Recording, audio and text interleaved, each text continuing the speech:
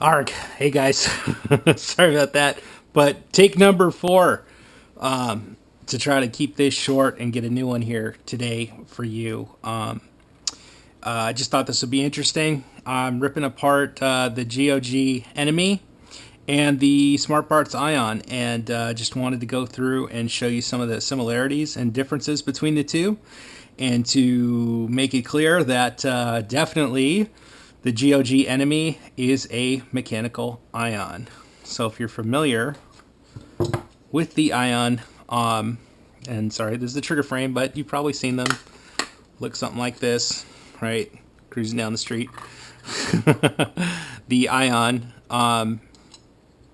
in all of its glory, back in wonderful Smart Parts days. Very, very popular. So I can see where the lineage and everything came down. But what I don't like about the ion, the old ion, right off the bat is, check it out, it is not bolt out the back. You have to remove this from the trigger frame. You have to pull out the valve. You have to remove several screws and then separate the breech from the can. And then your lovely little bolt comes out, and then you can clean it, lube it, and put it all back together. It is a pain. I'm not gonna lie, I was not happy about that, but it's an old gun, and I have to say that with the Enmey, they improved on that quite a bit. Now you can see no battery, no electronics in the Enmey. It is a mechanical spool valve, and you will see how similar the two of these are. So here's the bolt out the back, thank God, with a little wiggling. You can take this out, clean it, lube it, throw it back in, and you are good to go. The only other thing that I've really felt a need to do on these was it will benefit if you've got newer players who aren't accustomed to taking tanks on and off their gun to get one of these little on-off ASAs. These are available from Trinity Paintball here in Burbank, California, but if you look on eBay, you can find them cheaper usually.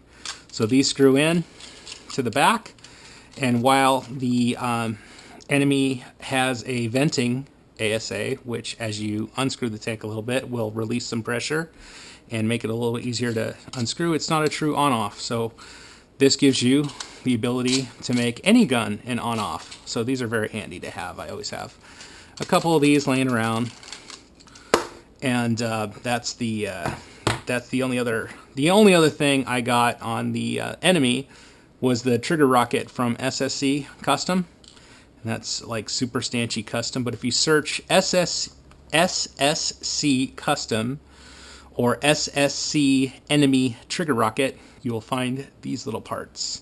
And you see there's a little Allen key in there, and that allows it to go up and down. You remove the very similar looking plastic piece from the stock gun, and you drop this guy in, and this guy, if you can do it, while on camera, no less. You drop that in, and that gives you some adjustability there in the trigger, takes some of the slop and slack out of it, and will help with short stroking the gun. And if you don't know what short stroking is, that is, if you don't pull the trigger all the way through, the gun may not complete all the way through its firing cycle. It may only go halfway. That may cause a chop or a break. It's possible to do on this gun. If you were an autococker person, you are familiar with that on mechanical autocockers being an issue. And you had to either have that trigger discipline or go to an E-blade, basically, so that you didn't have that kind of problem. But moving along, here are the valves. Enmey, ion. You can see the ion has a board with the battery connector. Almost identical in many ways, similar. Here is the bodies, the exterior housing or shroud or body. You can see the cutouts are very similar, easier to see from this side. The holes line up. Look at the trigger frames. The trigger frames, although one being a double trigger and the other being a single trigger, the geometry is the same. Trigger point is the same place. The ASA, the regulator, the body screws, Same exact place. The trigger well cutouts inside, same place. Or very, very similar. The bolts, you get down and you disassemble. This is the can essentially for the Enmey. So the bolt goes in there. This is the breech. This goes inside here. Here is the body for the ion. Oops. Goes this way. And then this, again, you can't take it off. You have to disassemble the whole thing. Your bolt goes in there. Has a little shuttle on it. But your bolt goes in here in your can. And sits in your breech like so.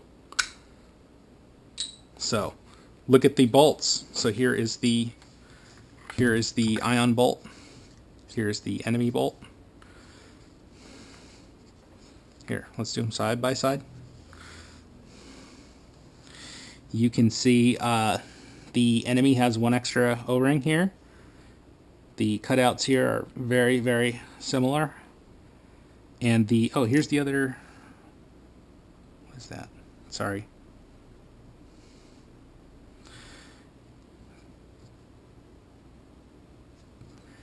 Anyway, I'll deal with that later. Moving along. So the shuttle is a little bit bigger on the ion bolt.